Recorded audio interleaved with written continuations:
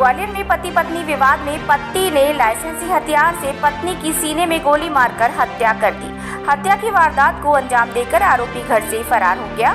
जानकारी मिलने पर पुलिस अधिकारी मौके पर पहुंचे और विवेचना शुरू कर आरोपी को लाइसेंसी हथियार सहित गिरफ्तार कर लिया है। घटना मुरार थाना क्षेत्र के लाल साहब की बगिया इलाके की है।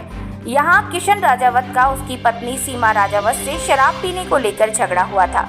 पति द्वारा पत्नी से रुपए की डिमांड की जा रही थी और जब पत्नी ने रुपए देने से इनकार कर दिया तो गुस्से में आए किशन राजावत ने उसके सीने पर लाइसेंसी हथियार से फायरिंग कर दी, जिसमें मौके पर ही सीमा राजावत की मौत हो गई। घटना दंपत्ति की बेटी के सामने ही हुई।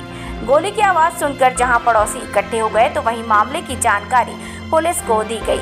मौके पर ही पहुंचे पुलिस अधिकारियों द्वारा विवेचना शुरू की गई और पुलिस ने आरोपी पति के खिलाफ मामला दर्ज करते हुए उसकी तलाश शुरू कर दी है।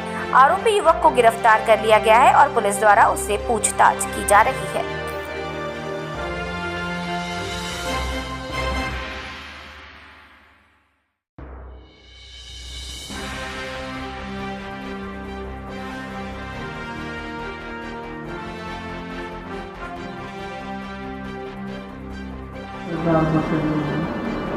विगत कल सुबह दिनांक 16 जून को एक युवक के द्वारा मुरार थाने में अपनी पत्नी को गोली मार दी गई थी।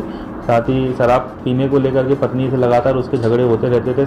घटना करने के बाद से ही युवक अपनी राइफल के साथ बाइक सहित फरार हो गया था, जिस पर पुलिस ने लगातार दबिश दी जा रही थी। साथ ही उसके जो भी संपर्क सूत्र हैं वहाँ पे उनको संपर्क किया जा रहा था। मुरार पुलिस ने उसको एक जगह से गिरफ्तार किया है, जहाँ पर उसके साथ उसकी लाइसेंसी राइफल जिससे उसने अपनी पत्नी को शूट किया था उसको भी पुलिस ने बरामद किया है और 302 के अंतर्गत उसको जेआर पे पेश किया है।